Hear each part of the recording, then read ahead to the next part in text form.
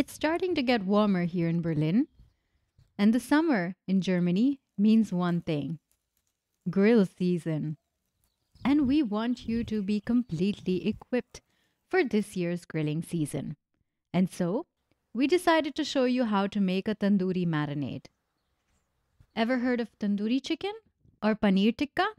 Well, this is the magical marinade that flavors those dishes and can also add a punch of flavor to your next barbecue. This marinade works wonderfully with paneer, your favorite vegetables, and of course with meat and poultry. So let's get started.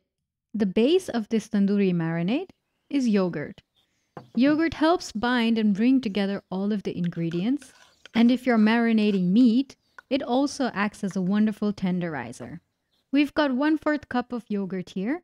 And to that, we're going to add some freshly grated ginger and garlic. We've got 3 large cloves of garlic and a 2-inch long piece of ginger that we're going to grate into the yogurt. If you've got ginger garlic paste at hand, you can of course use that instead, and you'd need 2 tablespoons of it. Mix that all into the yogurt until well combined, and then next, for freshness, we're going to add some finely chopped coriander leaves and stems. Don't throw away those coriander stems, guys. They're extremely flavorful, even more so than the leaves, and if you've seen our videos, we love to chop them up real fine and add them into our dishes. We're also going to be adding a green chili, which we're de-seeding because we're adding it mainly for the flavor. We're also going to be adding quite a bit of red chili powder, and that's going to bring in the heat here. But of course, if you like to spice things up, feel free to leave the seeds in there. Now, with the aromatics all in, we can move into adding in our spices. First is a generous teaspoon of sweet paprika. This gives our tandoori marinade its signature orange-red color without making it unbearably spicy. For warmth, we're adding in 1/2 teaspoon of turmeric, and for the heat, 1/2 teaspoon of Kashmiri red chili powder. Next, we're adding in a spice blend called meat masala. Now, what would be ideal is a tandoori masala, but we didn't have one at hand, and this one works just as well.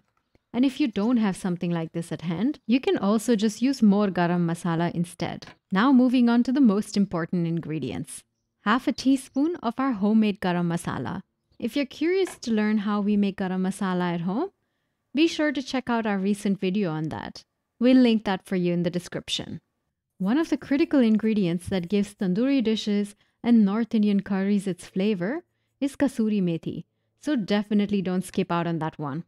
The addition of oil to this marinade helps bind everything together and also helps the spices release their flavors throughout the marinade. Final seasonings include a generous amount of freshly cracked black pepper and a teaspoon of salt. And now to the secret ingredient. This mysterious powder that we're adding to the marinade is besan or gram flour. And what this is going to do for you is help you bind and stick your marinade to whatever you're adding to it. After combining all of these delicious spices and aromatics into our marinade, we don't just want it to slip off and drip into the coal, we want it to stick to whatever we're grilling. And that's what the besan is going to help us achieve. So that's it, folks.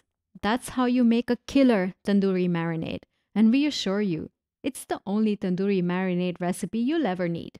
Now let us show you how we prepare a barbecue, Desi style.